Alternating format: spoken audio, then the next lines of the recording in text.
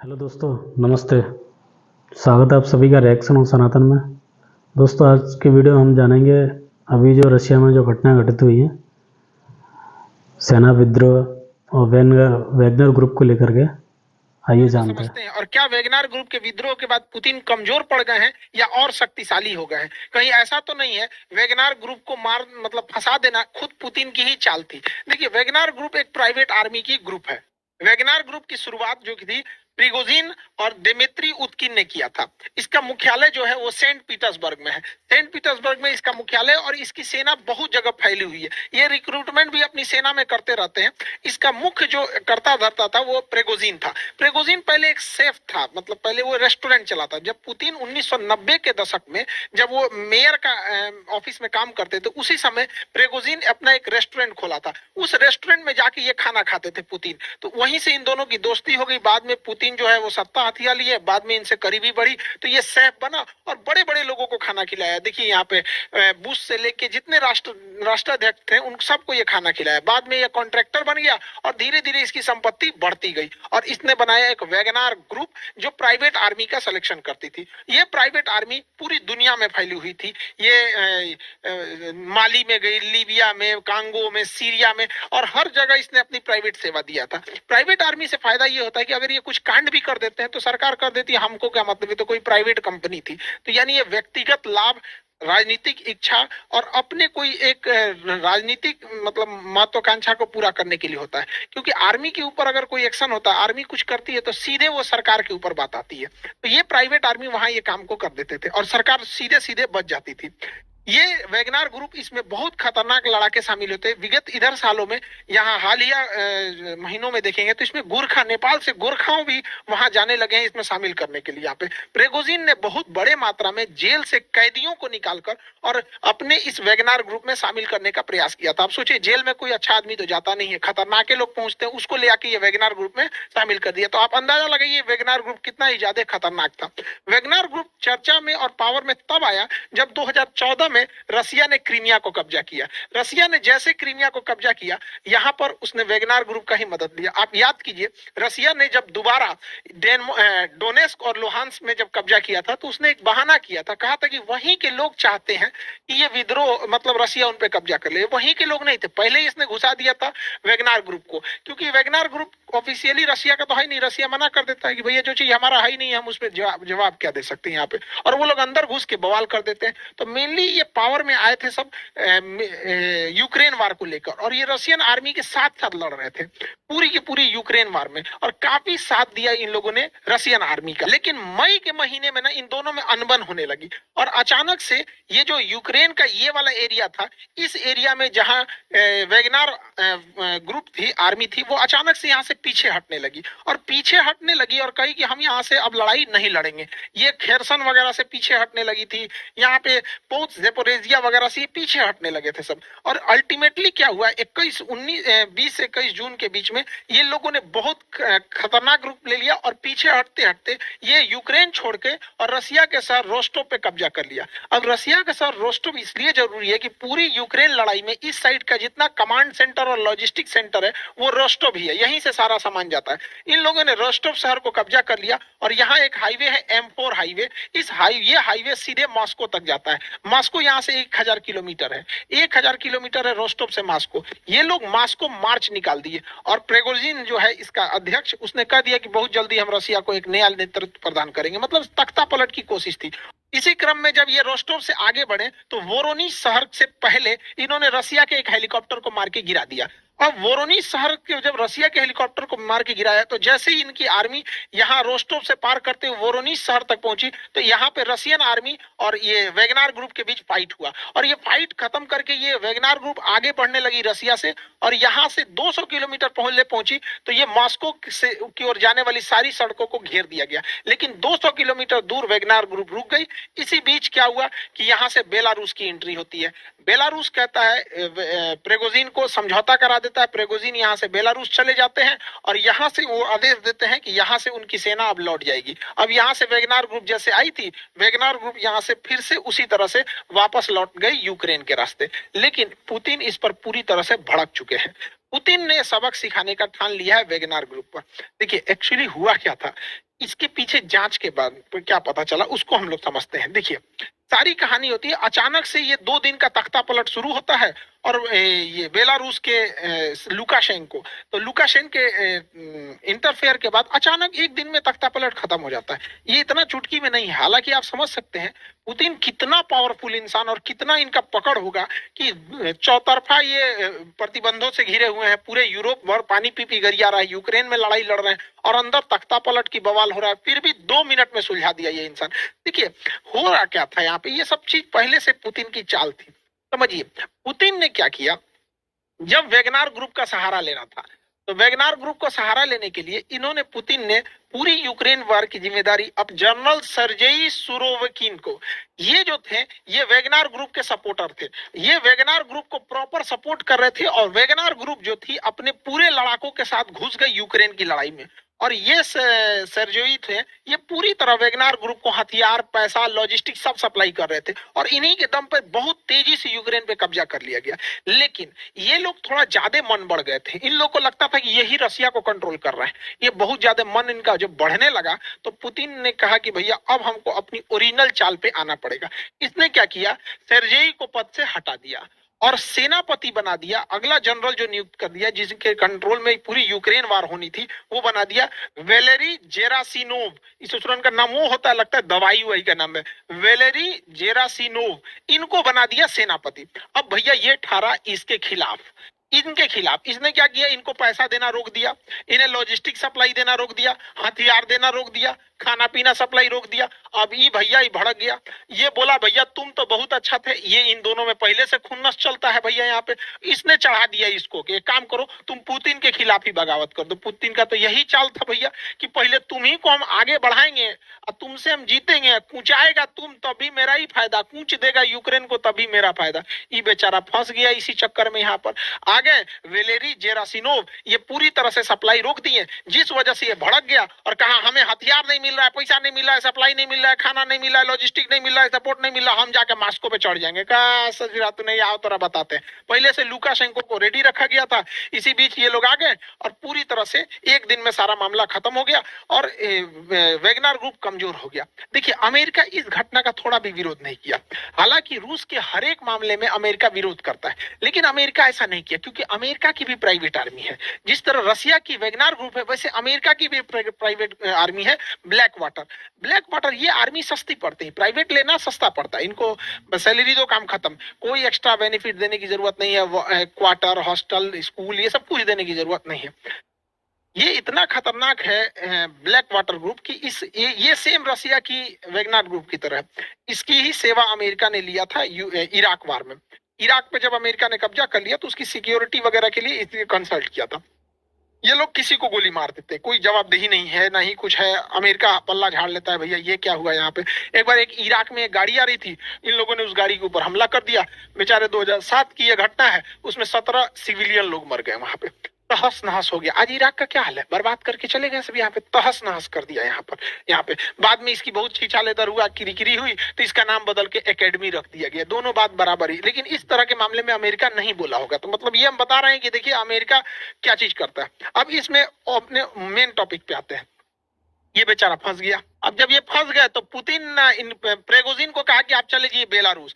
Belarus Putin का एकदम समझिए सेकंड हाउस कहा जाता है पुतिन को, और यहाँ पुतिन भेज दिया किनको, इनको प्रेगोजिन को, और कह दिया गया कि आपकी सेना का मर्जर कर दिया जाएगा। अब जितने भी वेगनार ग्रुप की सेना है उन सेना का मर्जर कर दिया जाएगा रसिया में। रसिया में एक अलग बटालियन बना दी जाएगी, वेगनार ग्रुप का अलग बटालियन, उसका कमांड रसिया ही देखेगा, सब कुछ देखेगा यहाँ पर, और इनको ना बेलारूस में रख दिया गया है। इसके अलावे जो इनका सपोर्ट करने वाले ये जो सर्जेई सेनापति थे ये गायब है रसिया में, अभी मिल नहीं रहे। इनकी पत्नी खोज रही है, फोन लगा रहे हैं, नहीं मिल रहा है, फोन लगभो नहीं करेगा।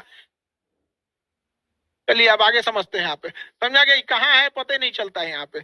अब उनका फोन ऑन नहीं लग रहा है, आगे देखते हैं हम लोग। यहाँ पे देखिए ध्यान से, तो ये इनको बेलारूस भेज दिया गया इनकी पूरी सेना में। अब क्या किया गया है, अब कमांड दिया गया चेचन लड़ाके जो यहाँ पे रमजान कादिरोव को। पुतिन के सबसे भरोसेमंद अगर कोई है वो रमजान कादिरोव है। ये चेचन लड़ाके ये सबसे खूंखार माने जाते हैं। अब जो लड़ाई का रुख होगा वो कंप्लीट चेंज हो जाएगा, जो पहले नहीं हुआ था अब होगा। अब रसिया भयानक रफ्तार से हमला करेगा और यूक्रेन पे 3 तरफा हमला कर देगा। अब प्रिगोजिन जो है वो बेलारूस से हमला करेगा अपने वेगनार ग्रुप के लड़ाकों के साथ। तो यहाँ बेलारूस से हमला कर देगा प्रिगोजिन, और यहाँ रसिया से हमला करेगी उसकी मेन आर्मी। और ये रसिया का ये एरिया चेचन्या कहलाता है। चेचन्या में चेचन फोर्सेस को लेके आगे बढ़ेंगे ये रमजान कादिरोव। अब ये तीन ओर से तबातोड़ हमला होगा यहाँ पर यूक्रेन में। अब यूक्रेन को कोई बचाने वाला नहीं आएगा, और ये हमला तेज हो भी गया है। देखिए यूक्रेन का ये एरिया जो है, ये एरिया में इसके सबसे बड़े परमाणु रिएक्टर में आते हैं। यहाँ पर जेपोरेजिया नाम है, ये डाइपर नदी के किनारे शहर है जेपोरेजिया।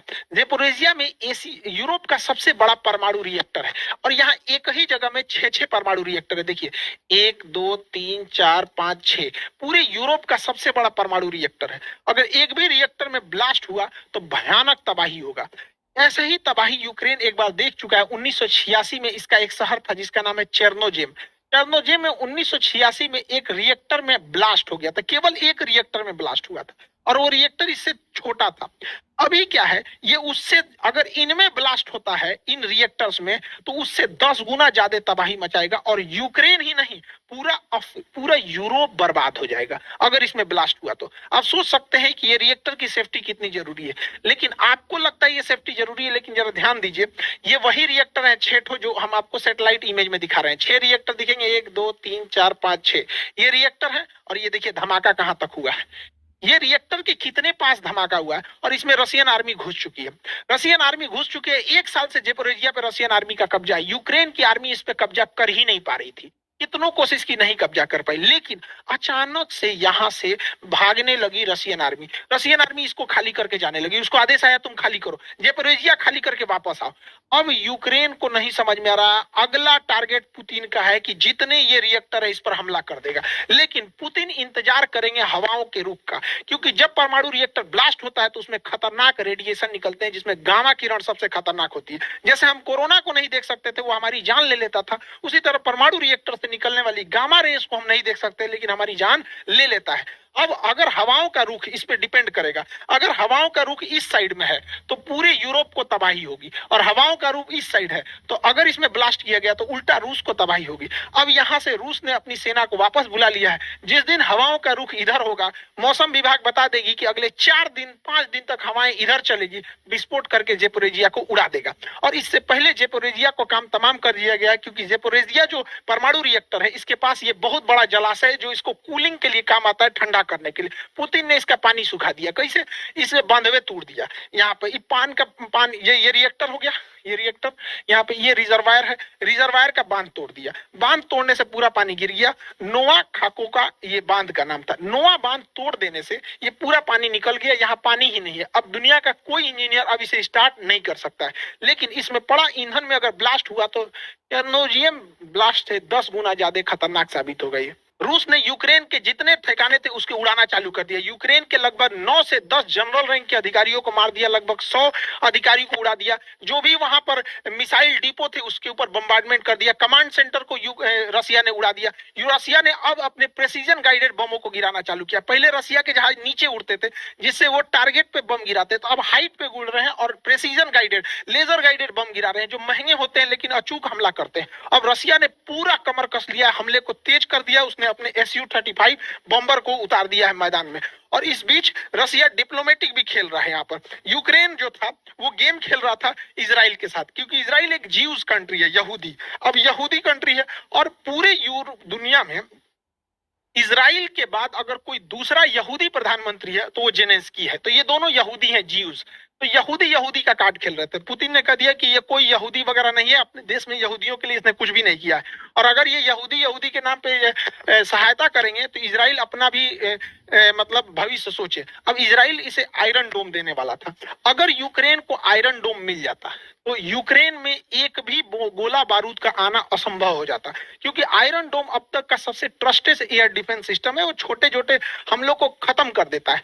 इसके लिए रसिया को दिक्कत था, लेकिन यहाँ खुद इजराइल डर गया, क्योंकि इजराइल अगर यूक्रेन को बचाने जाता, इजराइल जाता यूक्रेन को बचाने, तो इजराइल की दुश्मनी है ईरान से दुश्मनी है, और ईरान और रसिया में भयंकर दोस्ती है। अगर ये अपना आयरन डोम सिस्टम इजराइल यूक्रेन को देगा तो तो यूक्रेन में जैसे देगा तो इसमें रसिया के हमले से कुछ न कुछ आयरन डोम भी इफेक्ट होगा।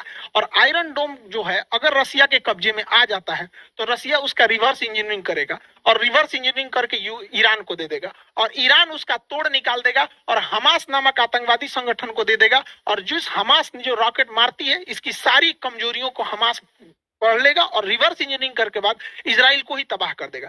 इसलिए इजराइल को मदद करने से ज्यादा खुद से डर लग रहा है कि कहीं आयरन डोम का रिवर्स इंजीनियरिंग करके कहीं कोई काट ना निकाल ले। रूस का सबसे ज्यादा अगर कोई हेल्प करता है तो वो इसका बेलारूस करता है। बेलारूस रूस का सबसे परम मित्र है। यहाँ पे लुकाशेंको इसके प्रधानमंत्री हैं। ये लुकाशेंको, इनकी रूस से बहुत ज्यादा दोस्ती है पुतिन से, क्योंकि दोनों ही पिछले 20 से 25 साल से सत्ता में है सब। यहाँ पे दोनों एकदम दोस्त की तरह लगता है, रिश्तेदार है सब यहाँ पर। अब इसमें ऐसा रीजन क्या है, क्योंकि ना ये बेलारूस की स्थापना 1991 में हुई थी, 1991 में। उसके बाद 1994 में सत्ता कब्जा कर लिए कौन, ये लुकाशेंको, और तब से लेकर अभी तक वहीं पे है। चुनाव होता है तो जीती, दूसर किसी को जीतने ही नहीं देते। 2020 में चुनाव हुआ, इनको 80% वोट मिला। 2020 के चुनाव में 80% वोट मिला। ये इंसान 1994 से गद्दी पे है, यानी 28 साल से सत्ता में है और इसे सत्ता में बनाए रखता है पुतिन, क्योंकि भैया तुम पुतिन का सबसे भरोसेमंद है। इसके विपक्ष में जो उठा था उसको इसने गिरफ्तार कर लिया। तो उसकी जो पत्नी थी स्वेतलाना, वो उठी। स्वेतलाना के बुढ़ऊ तो जेल में चल गए थे, स्वेतलाना को मिला 10% वोट। अभी हल्ला करिए हमारा वोट मार दिया रे, ये मार दिया, तो इन्हों को उठा दिया। कहा सोचा तुम देश विरोधी काम करती है। कितना भी विद्रोह हो जाता है कोई कुछ नहीं सुनता है। रसिया अपने उधर से कुछ वैगनार ग्रुप वालों को भेजता है, शांत कर देते हैं सब यहाँ पे। तो बेलारूस और रसिया में बहुत बेहतरीन कनेक्शन है, क्योंकि इनको भैया 28 साल से सत्ता में है। ये क्या करेंगे, कोई इनके खिलाफ अगर बोल दिया तुरंत ये बंदा उसको जेल में भेजवा देता है। इतना खतरनाक है। एक पत्रकार था जिसका नाम था रोमन प्रोस्टेविच। रोमन प्रोस्टेविच जो था इनके खिलाफ लिखता था कुछ। ये एक बार ग्रीस से जा रहा था लिथुआनिया के लिए, ग्रीस से लिथुआनिया के लिए जा रहा था रियान एयरलाइन के थ्रू। अब जब ये ग्रीस से निकला, यूक्रेन के ऊपर से गया, जैसे बेलारूस के ऊपर से इसकी जहाज उतरी, इसने मिग 29 जहाज भेज दिया, लड़ाकू जहाज, और हवा में उसके जहाज को किडनैप कर लिया गया, जबकि ये इनलीगल है। आप दूसरे जहाज को नहीं कर सकते। लेकिन इसने बहाना क्या बनाया कि इसको सूचना मिली है कि इसके अंदर बम रखा हुआ है, उतारो। अब भैया दोनों ओर से घेर लिए लड़ाकू जहाज, पायलट उतारा। जब पायलट उतारा तो इसकी पुलिस अंदर घुस गई और कही कि ससुरा रोमन प्रोस्टोविच निकालो इसको, चल रहे ससुरा तुम ही बम है, लेके चल गई। जहाज को कहा जाओ जाओ, इसी की जरूरत थी। इतना खतरनाक है बेलारूस। इनके खिलाफ आप बोले मतलब अगले दिन आपकी आंख खुलेगी जेल के अंदर। तो बेलारूस और रसिया के बीच में अच्छी दोस्ती है। रीजन क्या है कि बेलारूस में जब तक ये आपके लुकाशेंको है और इधर पुतिन है, भैया पुतिन सन 2000 से है, ये 1994 से, पुतिनों से बूढ़ है। तो समझ में आ रहा है, पुतिन का हर मामले में लुकाशेंको हेल्प करते हैं और पुतिन भी इनका हेल्प करता है। दोनों एक दूसरे को सत्ता में रखे हुए हैं, तो दोनों को एक दूसरे की ज्यादा जरूरत है। अब कुछ लोगों का कहना है कि इस विद्रोह के बाद पुतिन कमजोर हो गए हैं। कोई कमजोर नहीं हुए, उल्टे पुतिन शक्तिशाली हुए, क्योंकि 2016 में तुर्की में भी सेना ने तख्ता पलट की कोशिश किया था, लेकिन जनता ने उस तख्ता पलट को विफल कर दिया और तैयबुल अर्दोगान 2018 के चुनाव में भारी मतों से जीत गए। इसका मतलब जब कभी भी राष्ट्र पर विकट संकट आता है तो उसी राजनीतिक पार्टी को लोग वोट देते हैं जो पहले से सत्ता में है, क्योंकि जब राष्ट्र भावना जुड़ जाती है तो लोग दूसरे को नहीं देखते हैं। ऐसा 1999 में भी हुआ था जब चेचन्या हुआ था। चेचन्या अभी जो चेचन लड़ा के पुतिन के फेवर में, चेचन्या में जब विद्रोह हुआ था तो लोग पुतिन का भी साथ दिए थे और उसी के बाद पुतिन को सत्ता में दिया गया। हमारे देश में भी एक बार हुआ, पाकिस्तान ने हमला कर दिया। पाकिस्तान का यह कायराना हमला जो था हमारे सोते हुए सीआरपीएफ के जवानों पर हुआ था फरवरी में। इतना बुरा वो दिन था और हमारे जवान वहां शहीद हो गए। इसके बाद हम लोगों ने सर्जिकल स्ट्राइक किया। सर्जिकल स्ट्राइक हुआ, उसमें हमारे विंग कमांडर अभिनंदन का जहाज उस साइड में गिर गया और सरकार ने बड़ी दृढ़ता से उसे वापस लाया। इससे देश की जनता का और अपने सत्ता के साथ विश्वास बढ़ गया और मोदी जी का उल्टा मतलब जो वोट शेयरिंग था वो बढ़ा। रीजन क्या है कि जब भी राष्ट्र पे संकट आएगा और राष्ट्र का जो अध्यक्ष है वो बहुत बोल्ड डिसीजन होगा तो जनता उसी के साथ लेगी। जितना कड़ा डिसीजन इन्होंने सर्जिकल स्ट्राइक में लिया था उतना कड़ा डिसीजन मनमोहन सिंह को भी लेना चाहिए था जब ताज होटल में हमला हुआ था, लेकिन उन्होंने नहीं लिया था। यहाँ पे उनको लेना चाहिए था ये हमला। तो बहुत जबरदस्त। अब ये डिपेंड करता है कि रिएक्ट कैसा कर रहे हैं। तो पुतिन तो बहुत खतरनाक रिएक्ट कर रहे हैं। इसलिए क्रेमलिन में होने वाला इलेक्शन, रशिया में 2024 इलेक्शन में पुतिन को कोई नहीं हराएगा। और दूसरा बात, पुतिन का शक्तिशाली होना, रशिया का शक्तिशाली होना जरूरी है, क्योंकि रशिया अगर कमजोर होगा तो रशिया के पास केवल एक ही दोस्त बचेगा, चाइना, और रशिया चाइना के गोद में बैठ जाएगा, क्योंकि चाइना के पास पैसे की कोई कमी नहीं है। और चाइना पे रशिया गया तो दिक्कत है, क्योंकि हमारे इंडियन का 70% हथियार जो है वो रशिया से है, हमारी पूरी डिफेंस इंडस्ट्री रशिया पे, इसलिए रशिया का शक्तिशाली होना जरूरी है, वरना वो चाइना के गोद में बैठ जाएगा। और चाइना के गोद में पहले से तो दोस्तों वीडियो अच्छी लगे तो वीडियो को लाइक करना, चैनल को सब्सक्राइब कीजिए और अपने सब विचार कमेंट बॉक्स में ज़रूर लिखिए, ताकि हमको भी पता चले कि आपके क्या सब विचार हैं। तो आज के लिए इतना ही, मिलते हैं नेक्स्ट वीडियो में। तब तक के लिए जय हिंद, वंदे मातरम। सत्य सनातन वैदिक धर्म की जय।